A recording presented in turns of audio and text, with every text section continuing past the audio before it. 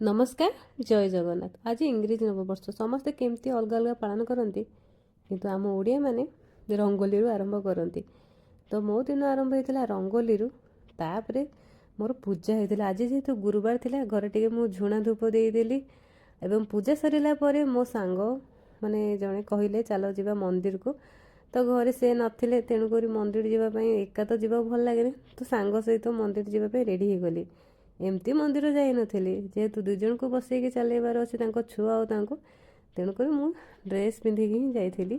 तो देखो ये मंदिरटा ना बहुत सुंदर बहुत बहुत सुंदर मत तो बहुत बढ़िया लगिला। मु रास्तार बहुत थर देखिले ये मंदिर को केवे जाई नथिली।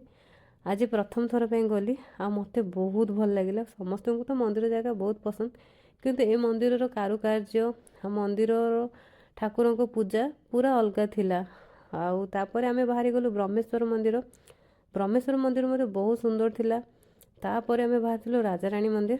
राजाराणी मंदिर करी घर को फेरीथिलु। केही कोन खाइथिबे किंतु आज मोर नुआ वर्ष खाइबा थिला पखाळ भात को बैगण भजा। आशा करछि समस्ते भलरे पालन करथिबे।